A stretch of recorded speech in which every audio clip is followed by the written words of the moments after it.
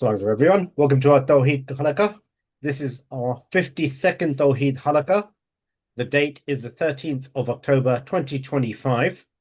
We are on volume 3, Kitab At Tawheed, chapter 3, page 17. The meaning of the Arabic word Rabb. Yep. In the Arabic language, the word Rabb, commonly translated in English as Lord, encompasses two primary meanings. The first relates to a Sayyid, namely the master, the one who manages, directs, commands, and legislates. This is manifested in the following subdivision or categories, which are as follows. As-Sayyid al-Muta'ah, the obeyed master. It is the most significant of the subdivided meanings. Al-Jawhari said in As-Sihah, the Arabs say, I govern the people, meaning I was above them. B. Al-Mutasarraf wal-Mudabbir, the one who manages, directs, and oversees affairs and reforms conditions. The great Imam and Muhaddith Ahmed ibn Faris said in Mu'jam Muqayyas al-Lugha, Rabb is the one who معجم مقاييس اللغة. Rabb is the one who reforms something, as in so-and-so managed his property, meaning he undertook its reformation. C. Al-Mutarabbi, the nurturer.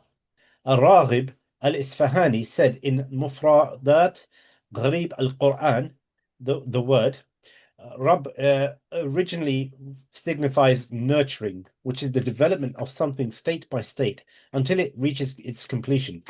It is said he nurtured it, he raised it, and he is its guardian. Here I would point out that if this is originally correct, it appears to be a secondary sub-meaning and a specific case of the previous sub-meaning. D. Al-Malik, the king. Al-Azhari mentioned this in his tafsir of the verse, mention me to your master. Surah 12:42, as is found in Tahdeed al-Lugha. I find this interpretation peculiar and unconvincing. Rather, it here means the obeyed master, nothing more. Because he invoking the story of Yusuf when he told the guy he expected to survive and go out. Remember me to mention my case at your master. And Raghib, I think Raghib or some of us thought his master is the king. It turns out to be the king. But his master may be a highly influential person, because in the story after that, the king saw the vision and asked the people and say, oh, this is just dream, so don't know how to interpret. And then the one who remembered, who is the cupbearer of the king, remembered, there's someone in prison who will give us the correct interpretation. But who said that? And the Quran says clearly he stayed in prison. The devil make him forget to talk to his master, and it several years after that, before he remembered, before the king saw this. Who said that his master at the moment of release is the same master that he is now? Maybe his master was like a commander or a minister, and then he gave him a gift or sold him to the king, because he's very skilled in certain things. We don't know. In few years, a slave can change masters several times. So just concluding from that the rest of the story said the king has a vision, and this one interpreted that for him. They concluded, oh, his master must be the king, and from that they thought that Yusuf meant with the word "Adkhulni 'inda rabbik," mention my case at your Lord, meaning at the king. No. Yusuf spoke in his language with whatever it entails, and in that case it coincides with the king, but he mentioned the one who owns you, because he may be a slave of the king, or something like that. So a conclusion is not convincing, and that used by some of us after the revelation of the Quran, not from Arabic language. Quran does not indicate that it is, because he did not tell. If he would have told him that occasion, just mention me at your Lord. Who is his Lord? Is a commander, is the one who owns you. maybe definitely the one who is him is a high ranking man who can resolve Yusuf's case, maybe almost certainly, but it's not necessarily a king. Maybe a vice king, maybe a previous king. So all of this is just guesswork. And based on that, they said one of the meaning of Rab in the Arabic language is king. No, it's not. King is something different. Yeah.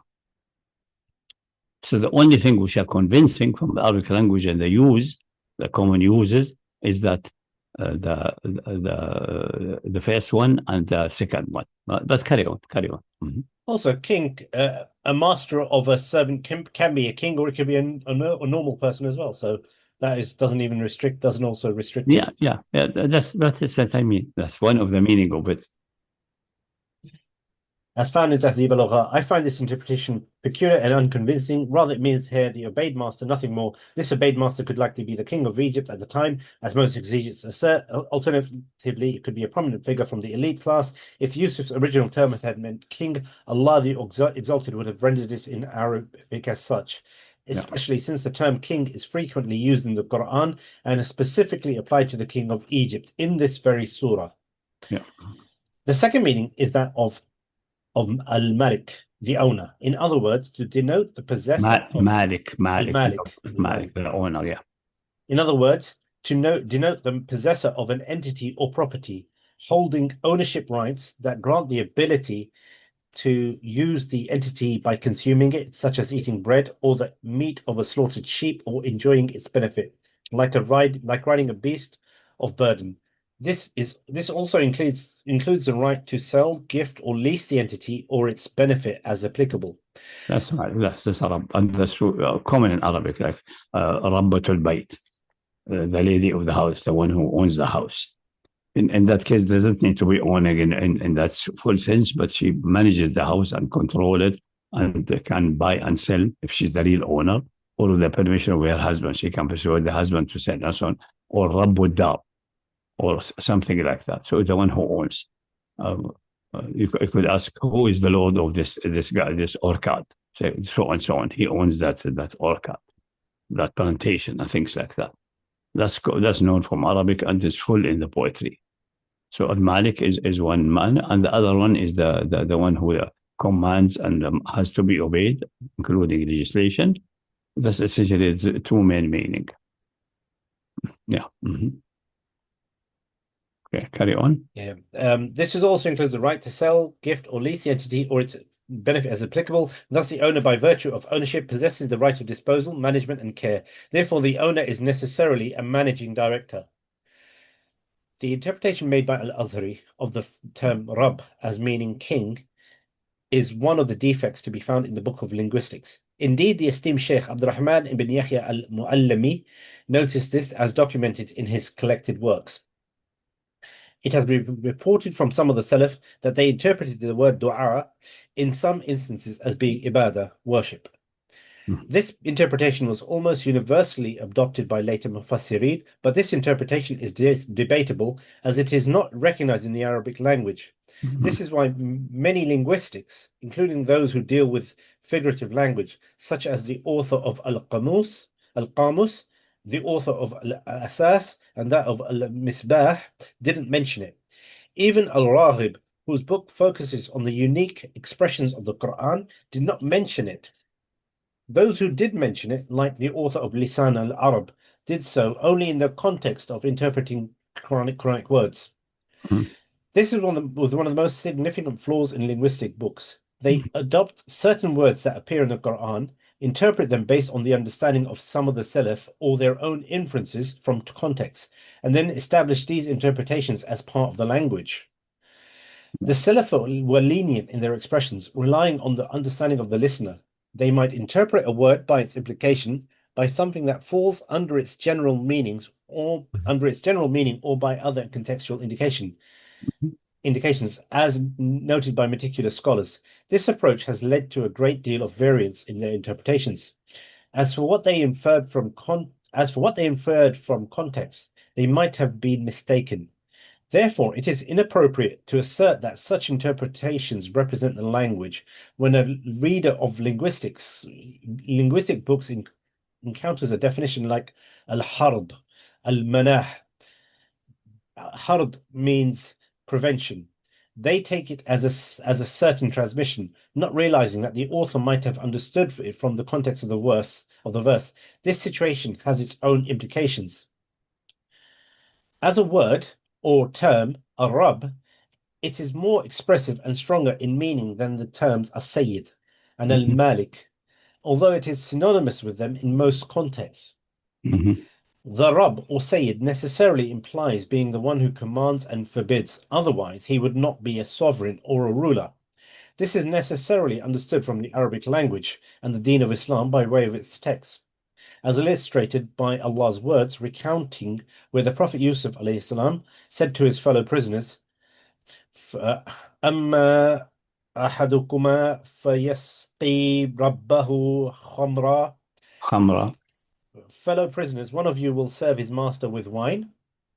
Here meaning his Sayyid, who has authority over him, or his owner, a sovereign. It is impossible and inconceivable that the intended meaning is his creator or the one he worships, Yeah. i.e. the one to whom ritual acts of worship are directed. The same meaning is found in another verse, contrary to what Al-Azhari claimed. In the same chapter where Yusuf says again, وَقَالَ لِلَّذِينَ ظَنَّ أَنَّهُ نَاجٍ منهما منهما اذكرنا اذكرني عند ربك. Joseph said to the one who he knew would be saved, mention me to your master. A third instance is covered in the following verse when the messenger came to him and Yusuf said, فلما جاءه الرسول قال قال ارجع ارجع إلى إلى ربك. ربك فاسأله ما بال النسوة التي فتن. قطعنا أيديهن. Go back to your master and ask him about what happened to those women who cut their hands. And the next, and then this meaning is also commonly understood in Arabic as people say Rabb al-Bayt, the master of the house, and Rabb al-Bayt, Rabbat al-Bayt, the mistress of the house. Again, this meaning is intended in a statement of Allah regarding the rabbis and monks. اتخذوا أحبارهم رهبانهم ورهبانهم. أربابا من دون الله. They take their rabbis and monks as lords, as well as Christ, the son of Mary. Meaning as masters who legislate and are obeyed, as Lords beside Allah, yeah. Lords beside Allah, yeah. As we will elaborate shortly. But we know that for Ahbar or Ruhban, they were not directed any so-called act of worship or anything to them, just giving them the right of legislation. The Masih ibn Maryam is different. He's Rabb because he's Ilah, because he's of a divine essence and so on. We discussed that in Shirk al-Arab and the proof of oneness of Allah subhanahu wa ta'ala. Yeah, okay. Meaning as masters who legislate and are obeyed, as we'll elaborate shortly. It is known from historical transmission and current observation that ritual acts of worship are not directed towards them, the rabbis and monks. However, the Messiah, Isa alayhi salam, son of Mary, and his mother is considered, peace be upon him and his mother, is considered by them to be different, a Rabb and a full divine God, because he is believed to be either God or the Son of God, or one as part of the Trinity, where God is 3 into 1 and 1 into 3. Ritual acts of worship are directed towards him, and he is approached with religious observances, offerings, sacrifices, and righteous deeds. Texts of the Sharia have prohibited a slave from calling his owner Rabbi, my lord, or Rabbati, my lady, and instead advises using Sayyidi and Sayyidati. Yeah, which is a bit lower than that. In Arabic, we have these two. Interesting, in Greek, we have only one word, no difference between Rabb and Sayyid. So it's very confusing in the translation of the New Testament. All of them in Greek, you don't know how they were addressing Isa. They say Sayyid or say Rabb. You cannot for sure. All English translation, other translation use the word Lord without any evidence theory. So that's a problem with the Greek language. The Hebrew has both. As Lord, I think is Adonai, and Sayyid, I don't know what's the word for Sayyid, but Adonai, because they use Adonai, my Lord, addressing Allah subhanahu wa ta'ala, because they have some fixed idea that you should not mention the name of God except in the holy sanctuary once in a year or something like that. So when they come in the books to the divine name, they don't pronounce the name, That's the reason people do not say God or gosh to avoid me divine name. So they say Adonai. So it's written something else, but the reader will say Adonai, my Lord. I've noticed Jewish people, they don't say God, they put G-D. Yeah. They change it then. Even God as in full spelling with a capital G, they don't write. They don't pronounce. They may write it, but they don't pronounce it. Or they say gosh. And even sometimes in writing, they are. That's obviously extremism, which is counterproductive. It also instructs the owner to refrain from saying Abdi or Ammati, replacing these terms with Fata'i and Fatati. My boy and my girl, yeah. Out of reverence for Allah the Almighty. Yeah. This ensures that the term Rabb is exclusively used for Allah, as seen in the vast majority of the verses of the Holy Quran. After the revelation of Quran, before that, it was not prohibited. The same in time past, I told you, the people address Allah, Father in heaven, no problem. And we are the sons of Allah, no problem. Until it was abused, and then the Quran closed that door completely, and the Sunnah. This ensures that the term Rabb is exclusively used for Allah, as seen in the vast majority of the verses of the Holy Quran in nearly 1,000 instances. The prohibition, which is more likely a matter of disapproval rather than outright prohibition, pertains to manners and legal rulings and is unrelated to issues of al-Iman, Kufr, Tawheed, and Shirk. This principle is almost self-evident among Muslims, especially for the extremist Wahhabis and those similarly afflicted with intellectual paralysis. Imam Abu Abdullah Muhammad ibn Ahmad ibn Abu Bakr ibn Farah al-Qurtubi mocks one of the ignorant Christians, saying, as for his statement and his governance in his lordship, the apparent meaning of a tadbir, governance, from the previous statement suggests it refers to mental reflection and intellectual deliberation, and the Almighty is far above a tadbir. This involves reflection and deliberation, and this can only be conceived concerning someone who is ignorant of something and wishes to use his thought to acquire knowledge of it. And ignorance of Allah is impossible, so governance in the sense of thought is impossible for him. If the questioner meant something else by this statement, he must clarify and provide evidence. Yeah, this is when some Christian of Andalusia say Allah was pondering and thinking what they say. This is unfit to talk about Allah like that. All-knowing, instant knowledge. All-knowing, he instantly knows everything. Instant, either the one in eternity before the starting of time, or after starting time, he knows instantly at every moment, or the past, obviously, exactly, and the future in its probability, and even with the level of its probability if needed. So he doesn't need to ponder and analyze and start a calculation or run a computer. As for the term ar-rububiyyah, lordship, it is a term derived from Rabb. And in the common usage of the Arabs, it has two meanings. One is master and the other is owner. If he meant the first meaning, which pertains to leadership and honor, it is incorrect because his leadership is obligatory for him and does not require any cause through governance or contemplation. The implication of his statement is that he governed his lordship and created it through his governance, which is manifest ignorance and explicit kufr. If he meant the second meaning, which pertains to ownership, it is also not correct in the apparent sense of his statement. It would mean that he governed his ownership and created it through governance, which involves reflection and contemplation, and the Creator, the Almighty, is exalted above such notions. Besides, it is circular. He creates his governance, and his governance is there, must have been created before, and it goes in an infinite vicious circle. So he's answering this Christian who just used blubber with words which have no meaning. Just a word salad. When this questioner finished his eloquent and brilliantly composed speech, it became evident that he was devoid of knowledge, incapable of understanding meanings, and inept at writing words. He began the method of argumentation and how to reason, as if he were al-Tusi in his statements and al-Barawi in his debate manners. Wala amr Allah, if this questioner had been rational, he would have concealed his flaws and not exposed him. In summary, the word Rabb, in summary, the term Rabb. That's the statement of the Andalusian scholar is finished, yeah? Yeah. It's a quotation mark. Yes, I finished off the statement. Okay, sure. Yeah. So that's So so this is now your statement. In summary, the term Rabb in the common usage of the Arabs has two meanings: a Sayyid, master, and secondary al-Malik, owner. This is agreed upon by linguists.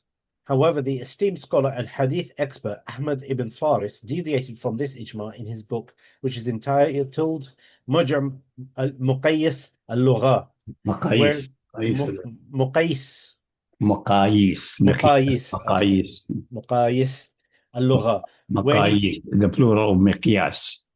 مقياس is measure or balance. معجم مقاييس, the balances or the measuring devices of the language.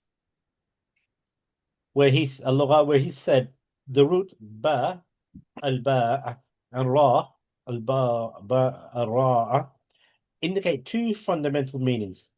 The first is the improvement of something and overseeing it. Hence, Rabb means owner, creator, and companion. The inclusion of the creator, al-Khaliq, is not universally accepted and deviates from the ijma of linguistic scholars. Additionally, Ibn Faris did not mention master at all. The mention of companion, a sahib, is ambiguous since the word often refers to a person's friend or travel companion, which is unrelated to our subject. It could Yeah. also mean owner, as in the owner of the horse, which has already been clearly mentioned under the term owner, Yeah. making it unnecessary to complicate the meaning with an ambiguous, multifaceted term. Yeah, exactly. Yeah. It might also mean the doer of an action, such as in the phrase companion of the garden, meaning its inhabitant, or one described with a characteristic, such as His Majesty, meaning one described with majesty. Perhaps Ibn Faris interpreted the phrase, your Lord, the Lord of glory, is far above what they attribute, to mean the possessor of glory, thus inferring that Rabb means companion. Is that similar to the word Dhul Arsh al-Azim, Dhul, when you say possessor of? Yeah. Mm-hmm. Okay. So his mix here, he was not very lucky. Or if you say the root of Ra and Ba, actually Rab is not Ra and Ba only. It's a triple root, Rabab. It is Ra, Ba, Ba.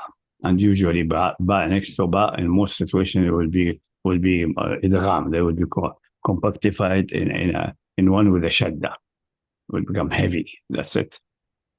Rab, Rabbani, Rabbaka. You don't write it two ba, it has one ba and make a shadda on top of it. So it's really three that. So the madda is rababa.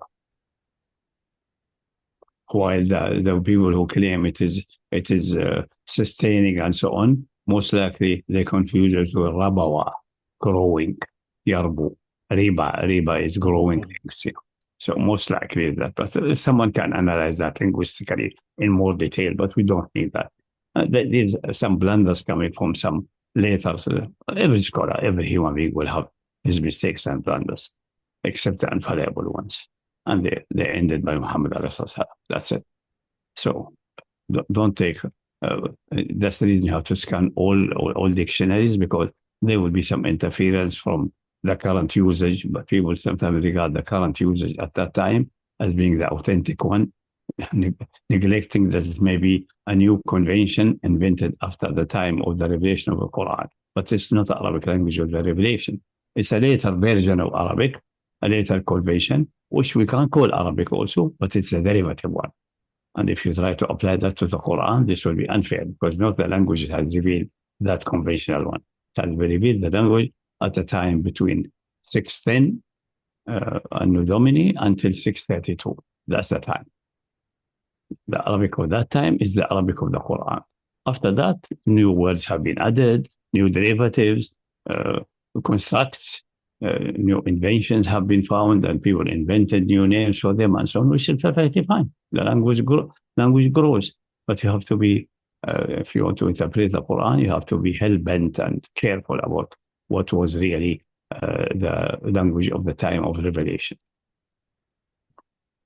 Is this linked to their fixation on the idea of Salaf, somehow that they assume that the language, any addition to it, is sanctioned by virtue of it being adopted by Salaf? Maybe, I don't know what's with that. No, it just happens naturally in human life. No, what I mean is that, for example, what you've just said is, it makes sense. It sounds, like if that effectively you've timestamped the language. But with people, they always make the assumption that knowledge has been transferred. So any variation in language, they'll assume it's been No, sanctioned by there's Salaf. no assumption that it's just naturally the new convention. People think it's the language, and then they assume it is the language of the Quran because it's Fusha. It is Fusha, but it's not the one the Quran was revealed. We have to think within the Quranic Arabic, which the only way to interpret the Quran properly, and the later convention addition, which is needed for science, technology, for Arabic language studies, for Sharia faith, for fiqh issues, and so on. Yeah. So if you were to, for example, bring this up to somebody in detail, would they ever rebuttal by saying that, no, this is what it means based off of subsequent... No, they cannot. They say no. You have to get a poetry from the time of Prophet or before him. So they don't deploy any counter argument to no, there's no counter argument. It's happening naturally without people feeling it. I mentioned an example of maw'idha and nasiha. Nasiha means sincerity, pure-heartedness. And then the people, because if you do maw'idha to someone, which we call advice, maw'idha is advice. You should not give advice, and you should nobody should accept advice except it's coming from a sincere heart, someone who wants your benefit. That wouldn't be advice, would be cheating. So everyone expects advice to be given with sincerity. Then sincerity substitutes for advice. I have a sincerity for you, a sincere advice to you. That's it. It's called nasiha. To see that it's not the original meaning, just see the hadith. And Allah said the whole deen is nasiha. Then he explains for whom? Nasiha for what? Whom? To whom? So he said to Lillah, you don't give advice to Allah, ولرسوله وللمؤمنين ولأئمة المسلمين والمؤمنين وعامتهم. It's clear now, being pure-hearted and sincere toward these. That's the meaning of nasiha. If you don't have pure heart and sincerity to these, you are not part of this. You don't have at least complete deen. In the case you have no sincerity toward Allah Ta'ala, you are out of deen anyway. We know that. But you don't have pure heart to other Muslims, you may be out of the whole Islam. You'll be just bordering on the abyss. But has nothing to do with that. You advise Allah Ta'ala or give him a suggestion? No. So it refutes the idea that what we call now nasiha in Arabic is really what originally the word nasiha meant. It's purely sincerity. And the people when they read the Quran, when Salih tells the people, "Ana lakum nasihun amin," I am a sincere, they translated advisor. If you go into the translation to the Quran, you will find translated as advisor. Maybe sincere at that. What he wants to say, I am sincere for you. I'm doing that out of sincerity. Not that I'm advising you or not advising you. Obviously, he was advising it. And he was giving instruction. And then we left them after they were struck and destroyed. Say, I gave you the message of my Lord and was sincere to you. وَنَصَحْتُ لَكُمْ لكن لا تحبون الناصحين. You don't love sincere people. You prefer the one who cheat you and lie to you and stab you in the back. That's the meaning of the ayah.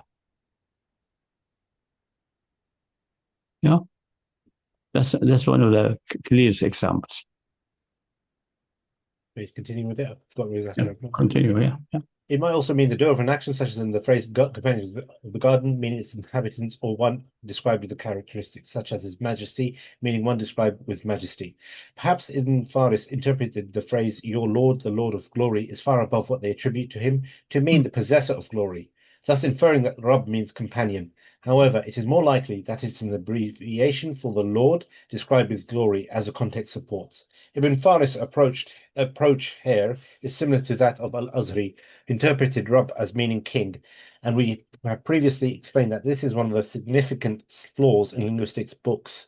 Indeed, Ibn Taymiyyah was correct in including At-Tadbir and At-Tasarruf under the category of Rububiyyah, because these concepts, as they relate to administration and management, are subsets of the concept of sovereignty and ownership, necessarily part of them, as we discussed above in relation to the concept of... But his mistake is including creation and so on. That's his catastrophic mistake. However, the concept of creation, manufacture, invention, and innovation are distinct by necessity of sensory perception, language, and reason. from the concepts of ownership and sovereignty. For instance, a contractor who builds a turnkey house is the maker or builder of the house, but he is neither its owner nor its master. You are the owner and master of the house, though you did not make anything of it. Similarly, your Toyota Corolla is yours, and you are its owner and master, while its maker are a team of workers in Japan. If you were a skilled carpenter and made a chair for yourself out of wood, you would be the owner and master of the chair, not by purchasing it from someone else, but by virtue of being its maker. This distinction was noted by the martyred Imam Sayyid Qutb, may Allah be pleased with him, when he stated, Abraham, on the other hand, enjoys a state of complete certainty. He knows his Lord.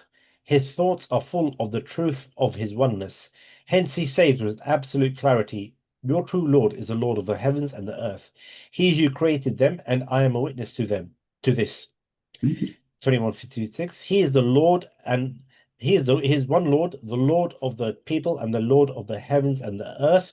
His lordship arises from his being the creator. These are inseparable attributes. Yeah.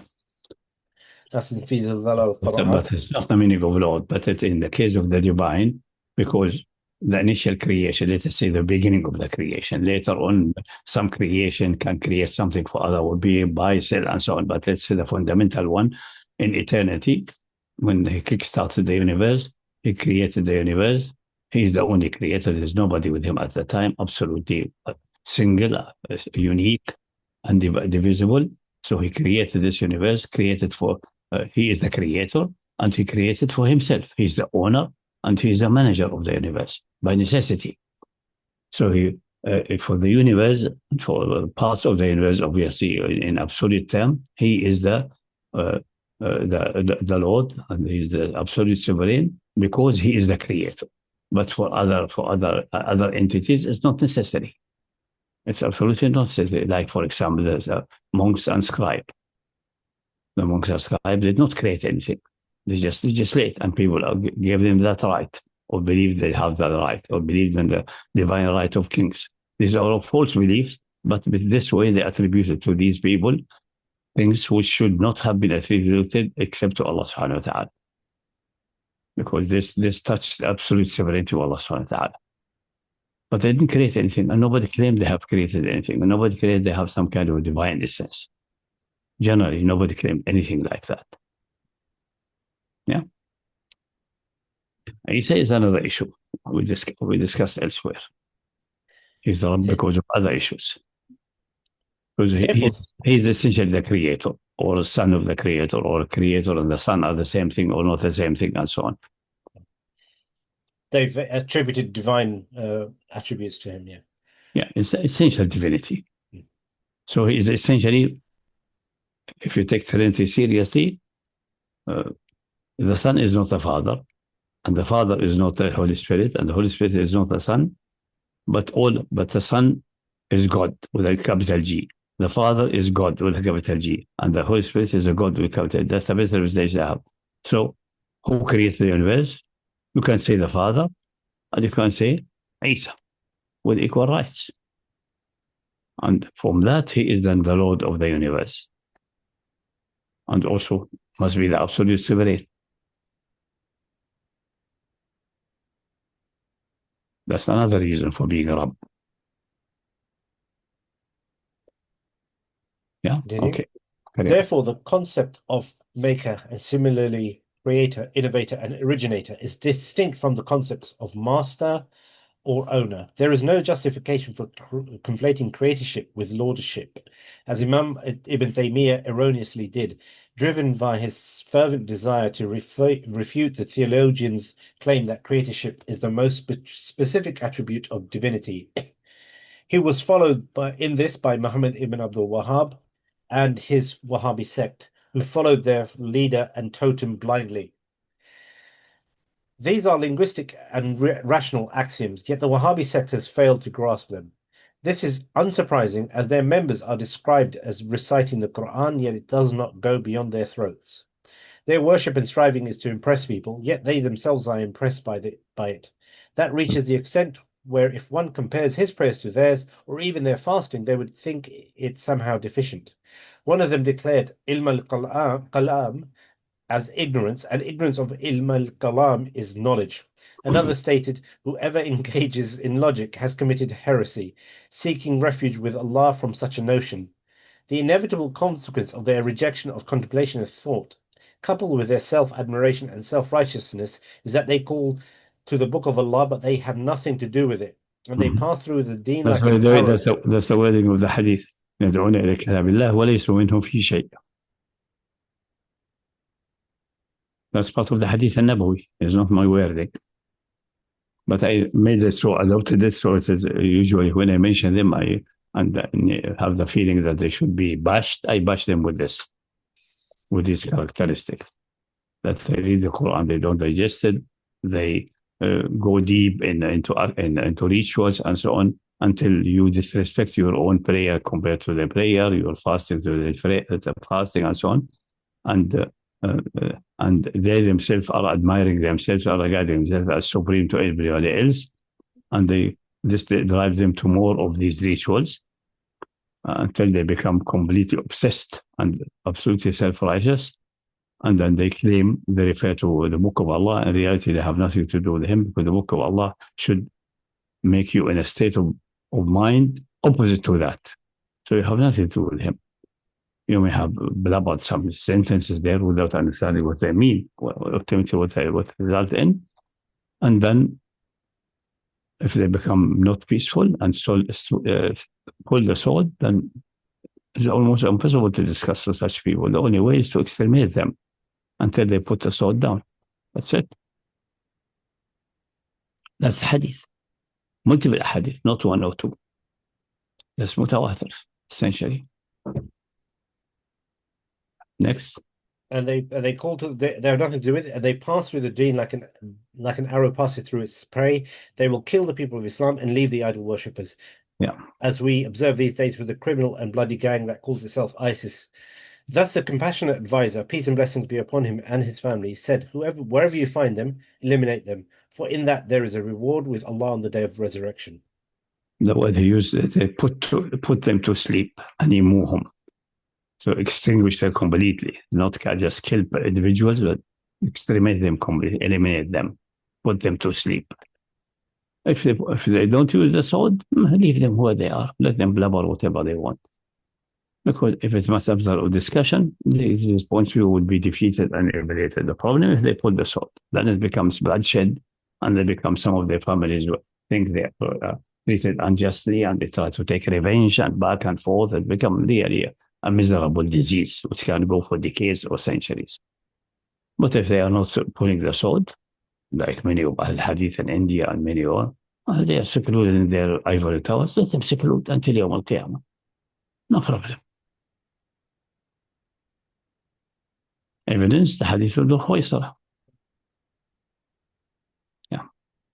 Okay, carry on. Well, just a small note about Al-Khawarij. For those who do not know that, this is from the Hadith.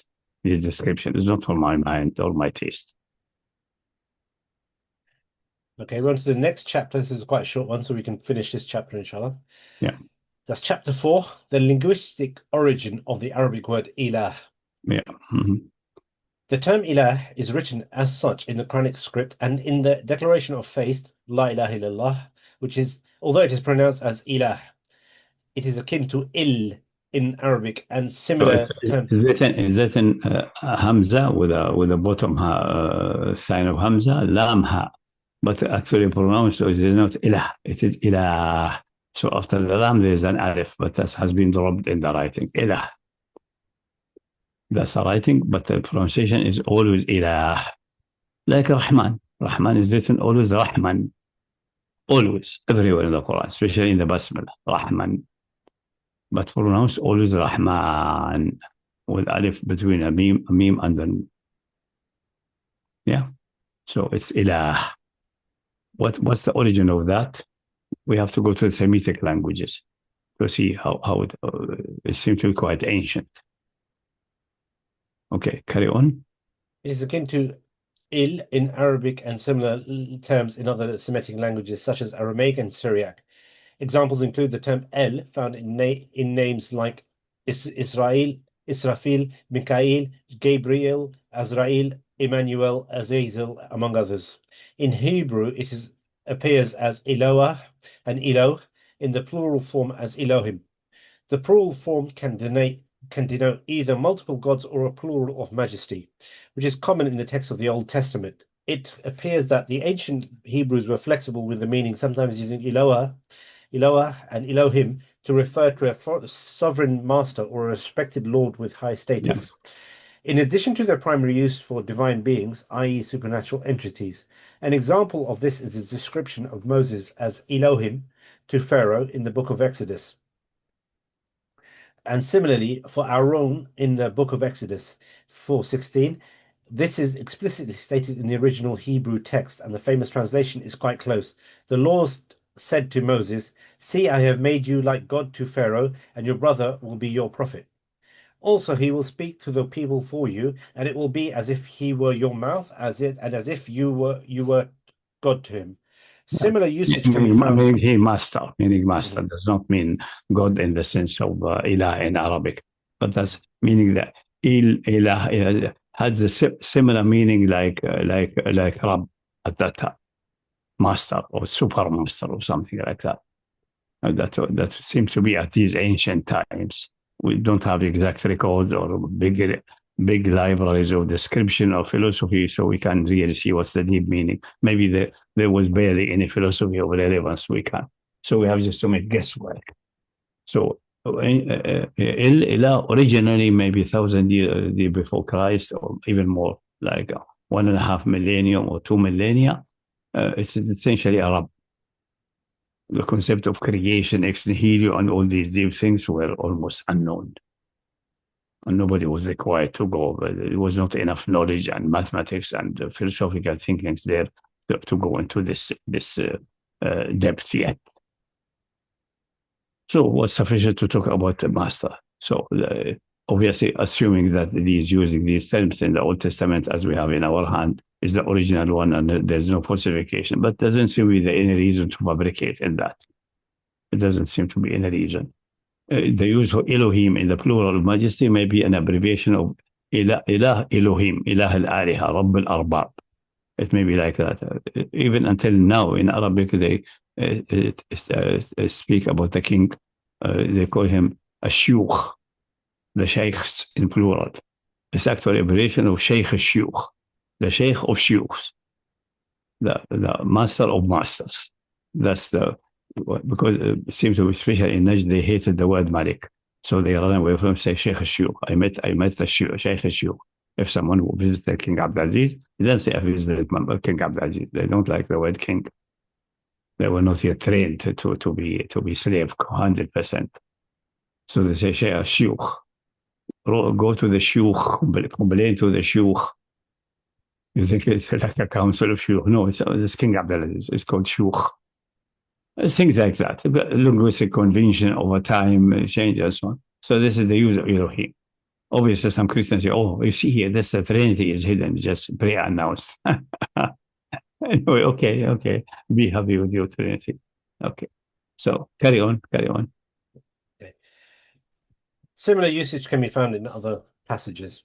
The term Allah in Arabic and Aramaic is most likely derived from al-ilah, with the addition of the definite article al.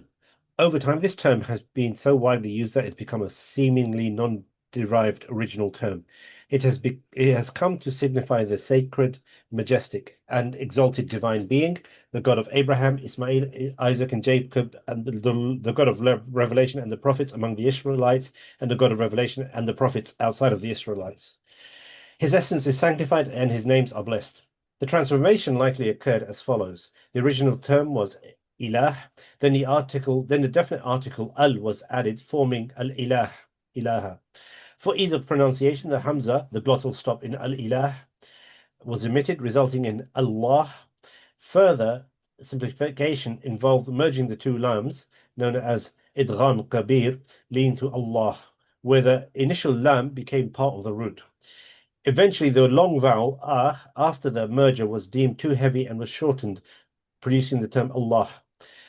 Exalted be his majesty and elevated be his status. The following has been mentioned in the tafsir of At-Tabari. It is possible so this is Tabari, it is possible linguistically, just as the root of his statement, but for me, he is God, my Lord, 1838, is, but he is God, my Lord. Likewise, the poet said, you strike me with a glance, saying that you will wrong me and hate me, but know that you hate I hate not. The intended meaning of the second hemistich, I don't know what that means, is but I hate not. I mean, there's changing the order and so on, yeah, because of the need of poetry and things like that, and the need of to have things easy to pronounce. In Okay. both cases, the hamza of ana, I, is dropped, and the noon of lakin, but, is contracted with the noon of ana, I, and this results in the shadda on the noon of lakinna. So the shadda on the noon, yeah, on lakinna. Likewise, the noon. That's only Arabs will appreciate that, but it's okay to try to translate it. It's not bad. I mean, we can appreciate it conceptually. Likewise, with the name Allah, its root is al-ilah. After its initial hamza is dropped, the lam, which is part of the initial of the triliteral root of ilah, is contracted with the lam of the definite article al, which originally had a sukoon on it, and the result is a singular lam with a shadda above it, just like we have previously described concerning Allah's statement, but for me, he is God, my Lord. Okay, so that bit's a bit difficult to conceptualize, but That's linguistic. Don't worry about that. Because some people say, what's the origin of that? How it come from eel to that? One of those eels, the biggest one is called al-eel, the god. That's the way instead of writing with capital letters, Semitic language do not have capital and small letters, so you use the definite article. The al-eel. And then al-eel is heavy, so al-eel. Allah. Develop like something like that. The various channels of development can be conceived. Which one happened historically exactly? Allahu Alam. Because tongues will play with this according to Izmit and also dialect. For example, Aramaic developed the same thing, West Aramaic. Isa was most likely addressing Allah as Allah. Essentially Allah, but without declination, not Allahu, Allah, Allahi, because Western Aramaic, even Hebrew, and even Canaanite has lost declination, most declination. There's no vowels at the ending specifying nominative, accusative, and dative, and genitive, and so on. There's nothing left. Okay, so that's essentially how it may have developed. Despite the clarity and obviousness of this, there are other conflicting and contradictory opinions, including that which has been cited by Qurtubi in Al-Jami' lil-Ahkam al-Quran, and this is from the book. There is a disagreement regarding the name Allah. It is derived, or is it a proper noun denoting the essence? ?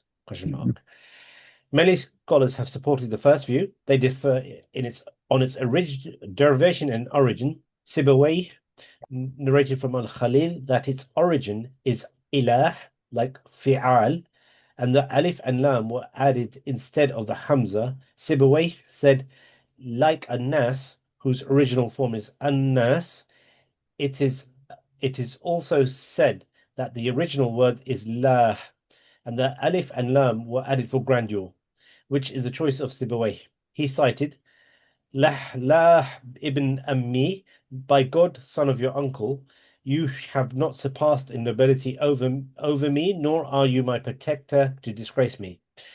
This is the narration, فَاتَّخُذُونِي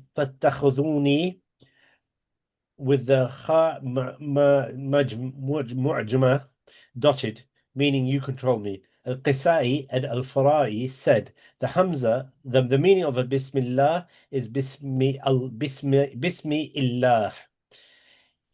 They dropped the Hamza and merged the first lam into the second. Thus they became a single stressed lam. That ends that statement there. Similar points, I think, is for the English is not very exciting, but for the Arabic is more interesting. But anyway, how it's derived, most likely it's originally, or the far origin is eel. Okay, so continue. This is your statement now. Here I would argue that the choice of Al-Khalil is the correct one, which is that the origin is Ilah. The Alif and Lam were added instead of the Hamza, as explained earlier. As for the choice of Sibawayh, it is not convincing as does not give the first Hamza in Il or Ilu or similar words its due right, as it is consistent in all Semitic languages. The correctness of Al-Khalil's choice is supported by what is mentioned in Al-Mukhassas by Ibn Sidah al-Andalusi. Yeah. And this is from that book. Allah, the origin in your saying Allah is Al-Ilah. The Hamza was omitted and the Alif and Lam became a necessary substitute. Thus the name became as if it were a proper noun. This is the view of Sibawayh and the adept grammarians. It was also said about the name Allah that it is a proper noun whose origin is Al-Ilah, as we explained first. And this is incorrect for two reasons. One is that every proper noun must have an origin from which it is transferred or changed. The other is that all the names of Allah are attributes except a thing, which is confirmed for him because it is the most general in generality. It is not permissible for him to have a name by way of a nickname. And the proper nouns were run by the people of the language in this way. So they name with dog, monkey, madin, and oppressor because they took it in the way of a nickname, not a description. This is you again. Returning again to At-Qurtubi, he wrote in Al-Jami li-Ahkam al-Quran, and this is from that book. Some claim that the origin of the term Allah lies in the ha, which is the pronoun for the absent, implying that they acknowledge his existence in the innate nature of their minds, thus referring to him without the pronoun for the absent. Subsequently, they added the lam of possessions, since they knew he is the creator and owner of all things, thus it became lah. Then the alif and lam were added for magnification and glorification, making it Allah. Now, this is you. I would argue it is more likely that this is a flight of fancy akin to the mystic ramblings of Sufi philosophers.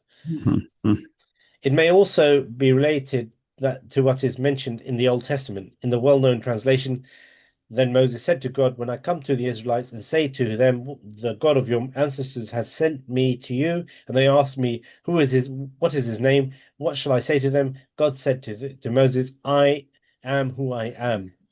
He said further, thus you shall say to the Israelites, I am who I am has sent me to you. God also said to Moses, thus you shall say to the Israelites, the Lord, the God of your ancestors, the God of Abraham, the God of Isaac, and God of Abraham, has sent me to you. This is my name forever, and this is my title for all generations.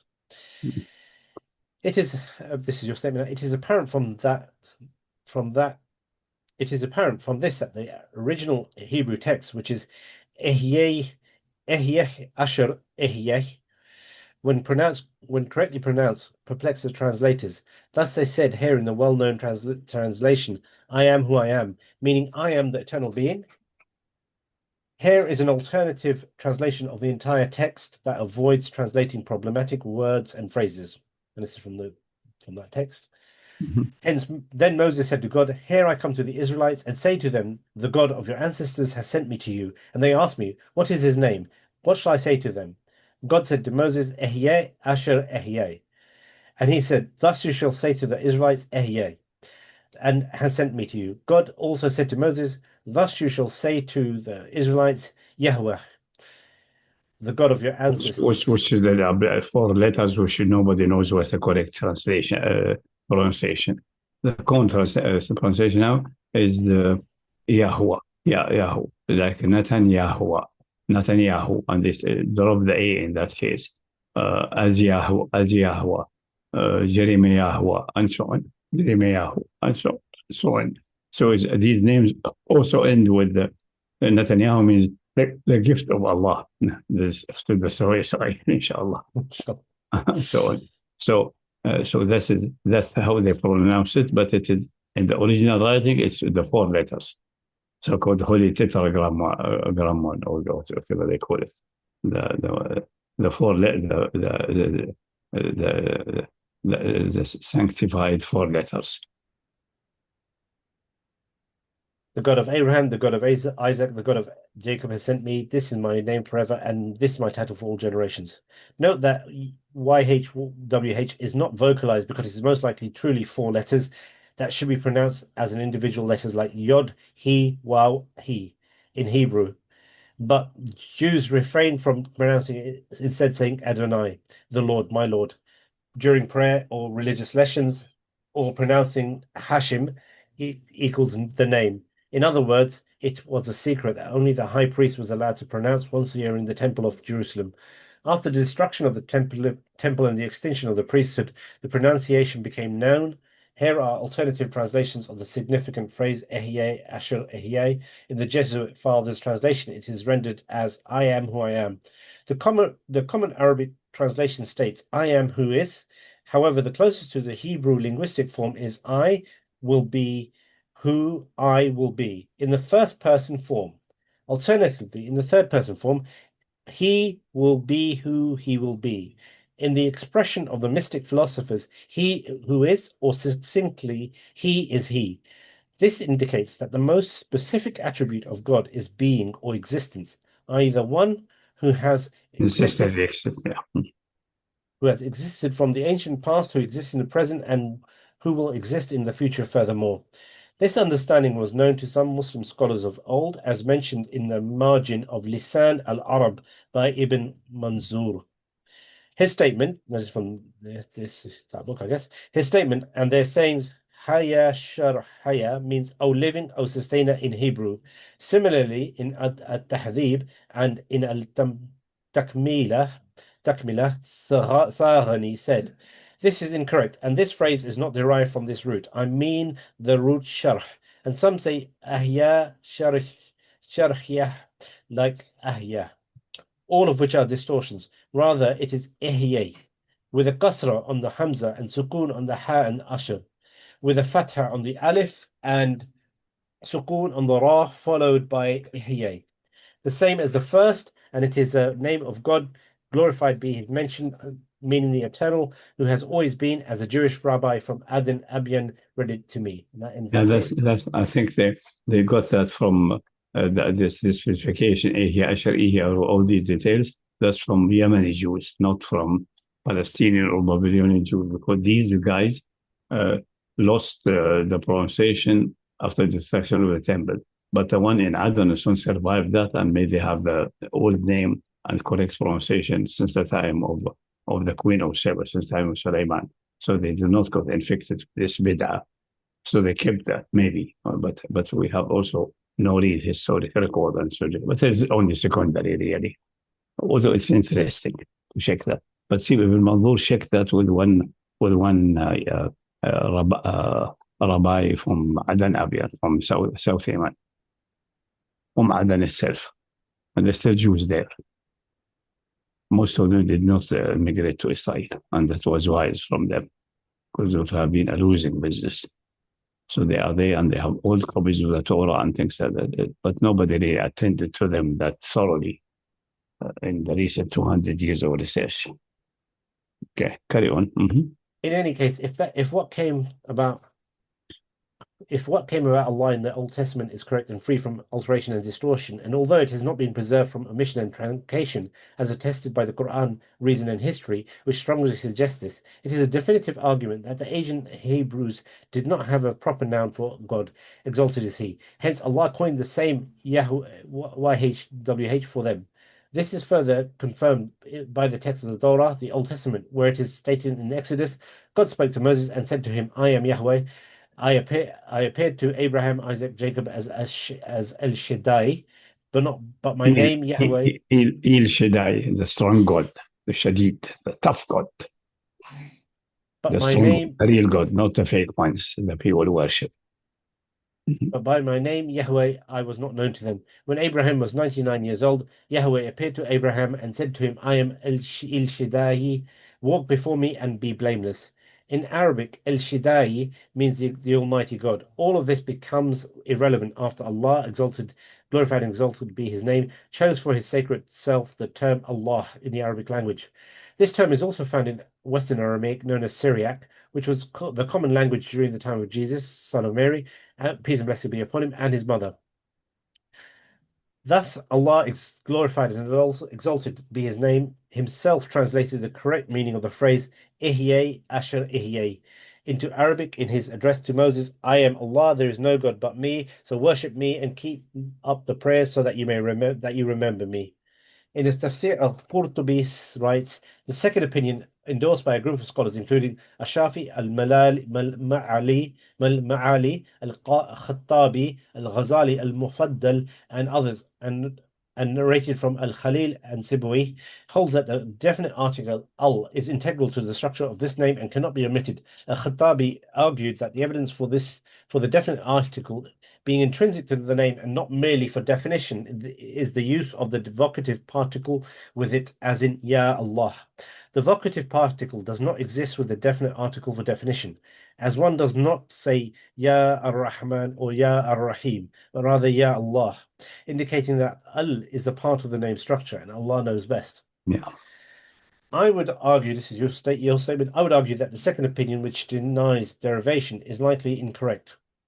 The argument of Al-Khattabi holds no substantial meaning because the definite article being intrinsic to the term Allah, making it inseparable now, does not preclude the possibility that in the ancient linguistic origin, some words were dropped and others assimilated, making it appear as if it were a non-derived term, as we have clarified above. In Arabic, there is a verb yatallah, Yata'allah. which means to venerate the sacred rites or to worship, and it follows the same morphological pattern. The word is found in the corpus of a hadith, for example, as cited in the Sirah of Ibn Hisham with an isnad that is sahih, connected through its channel. Ibn Ishaq narrated, they both narrated from, and they said, the Messenger of Allah, peace and blessings be upon him, departed in the year of Hudaybiyah, intending to visit the house, not intending to fight. The narrator then related lengthy account relating to Al-Hudaybiyah until he reached the point where the Quraysh sent to him Al-Hulays ibn Al-Qamah or Ibn Dhabban, who at the time was the leader of Al-Ahabish. He was from the tribe of Bani Al-Harith ibn Abdul Manaf ibn Kinana. When the Messenger of Allah saw him, he said, this man is from a people who show reverence to the sacred rites. So send forth the sacrificial animals before him so he may see them. When Al-Hulay saw the sacrificial animals coming towards him, flowing into the valley and adorned with garlands and their fur worn out from their long detainment away from their intended destination, he returned to Quraysh without even meeting the Messenger of Allah out of reverence for what he had seen. It appears that Yata'allah is derived from the following trilateral root of Hamza, Lam, and Ha. Again, in the Tafsir al-Qurtubi, there is Ad-Dabak said it was named Allah because the creation Yata'allahun towards him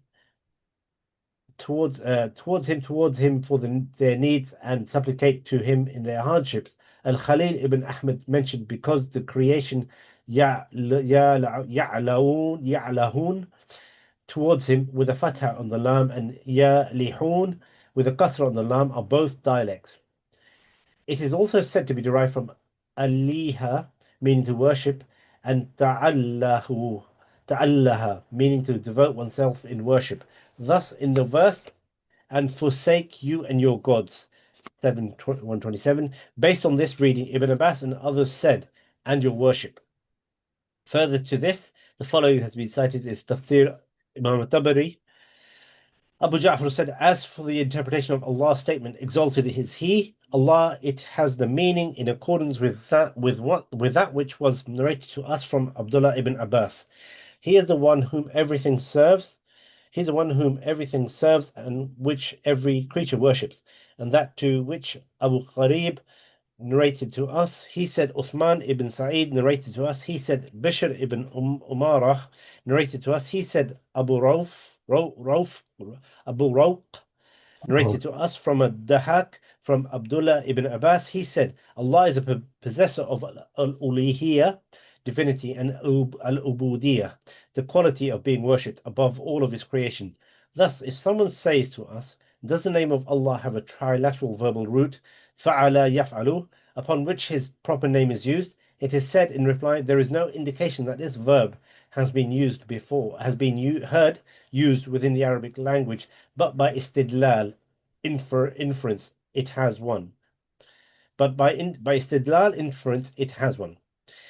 If it is said, what indicates that al-uluhiyya is al-ibadah and that al-ilah is the one is worship, and that the name Allah has a triliteral, and that the name Allah has a triliteral verbal root. In reply, it is said there is no disagreement among Arabic speakers over the soundness of describing a person's intense worship and request for that which is with Allah, exalted in his remembrance with the words so and so ta'allahu.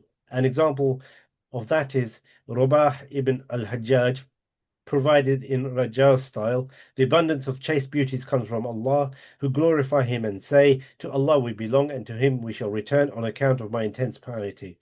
Obviously, that probably work in Arabic. By ta'alluhi, the poet means my acts of worship and my quest for Allah in my deeds.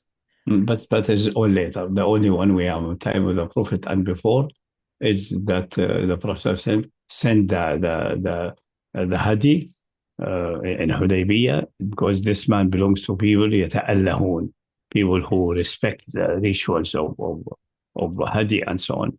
And the man was really impressed seeing and came back to Quraysh. You are preventing someone from coming to the holy sanctuary. That is improbable. They tell you are simple-minded, just go away. We'll send someone else to negotiate. You are not good enough for that. That's how this was operated. So in that, the meaning is very clear. Someone who respects the rituals, the manasik, when seeing the camels and the sheep who are marked and having around their neck the sign that they are gifted to the holy sanctuary, he was in state of shock that Quraysh is preventing them from coming, and he returned back, not even negotiating. So he respects these signs. That's ta'alluh. So, but this is most likely derived from ilah, not the opposite. But that's the only thing there. That attribute to Ibn Abbas does not seem to be valid, because from Al-Dhahhak, from Ibn Abbas, Al-Dhahhak did not meet Ibn Abbas, so it's broken. There's someone in between who you don't know who is. So that's all nothing reliable. And Ru'ba and his father Ajaj and Ru'ba, these are Rajis who make these short song-like or rapper-like poetry. They are yes, from first century, but very late. They're born in Islam. They are not from time of Jahiliyyah, and so they may have. But what Ru'ba means is devotion also. Does not mean worship or anything like that. It's just devotion, ta'alluh, devotion. So similar to what the Messenger of Allah said concerning the Hadi, when he sent the Hadi to confront this man from Kinana, from the Habish. And the man was really impressed, and he went back to Quraysh, refusing to negotiate, saying, let the man do his circumambulation, do his umrah. He did not come to fight. He's having the Hadi with himself. Nobody should block the Hadi. Things like that. So next paragraph, But the poem is my acts of worship and my quest for Allah and my deeds. There is no doubt that ta'alluhu in the form 5 verbal noun from the verb alaha ya'lahu, and that meaning of alaha were once to employ, it would be to worship Allah. The survival of the verbal noun of alaha is evidence that the Arabs used to employ the form 1 verb of this root without any additional prefixes or suffixes, and what is known has been that is what has been narrated to us as per Sufyan ibn Waqi, narrated to us from, let's go through the chain, from Amr ibn Dinar, from Ibn Abbas. I'll cut the rest of the chain, that he read وَيَذْرَكَ وَإِلَهَتَكَ, forsake you and your gods. He said ibadahataka, worshipping you. He says Pharaoh was worshipped but did not worship any other. Sufyan narrated to us, he said, Ibn Uyayna narrated to us from Amr ibn Dinar, from Muhammad ibn Amr ibn al-Hasan, from Ibn Abbas regarding the verse, وَيَدْرَقَ وَإِلَهَتَكَ forsake you and your gods. The Masahif, all of them, and also the reader will say, وَإِذَا وَآلِهَتَكَ, leave you and leave your gods. And Ibn Abbas, the singular reading attributed to him, maybe it's a reading, maybe it's even the attribution is wrong, because it's single reading, a single isnad, not tawatur. وَإِذَرَكَ وَإِلَهَتَكَ, your worship, not وَآلِهَتَكَ. So he read it with other tashkil, which may be visible as a reading, but it is not really what all the Qurra otherwise they agree upon. Mm-hmm. So that's also questionable. Abu Ja'far al-Tabari also says how Ibn Abbas read this verse as Ilahatka as opposed to the orthodox reading of Alihataka. Alihataka, your gods, yeah. Instead, your devotion.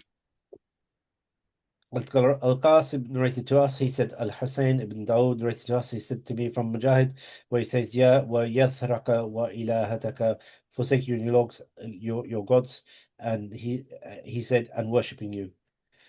So continuing with your statement, from the perspective of its lexical origin and its relation to similar terms in other Semitic languages, and considering the linguistic inquiries involved, the term ilah holds minimal practical value.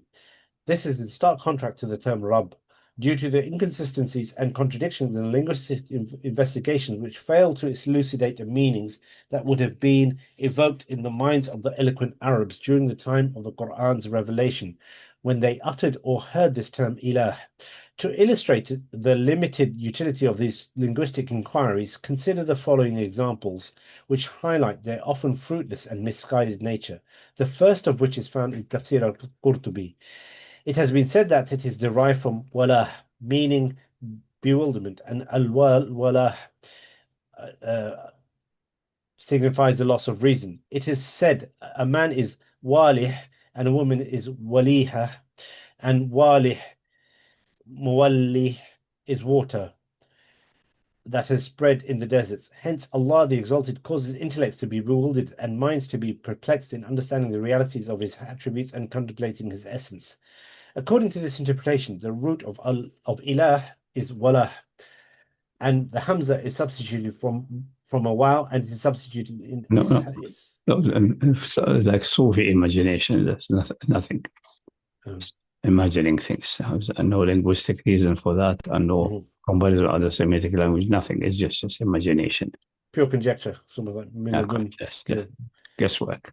Okay, I won't finish that paragraph then. Ibn Manzur mentioned in Lisan al-Arab, Allah, al-ilaha, Allah, the mighty, the sublime, and anything taken as deity besides him as ilah is ilah.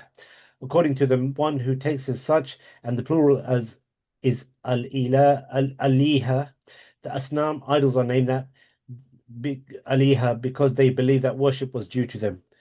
These examples, your comment now, these examples illustrate the confusion and lack of consensus in the linguistic interpretations of the term, demonstrating that such inquiries often yield little benefit in understanding the term's significance and application in the context of the Quranic revelation.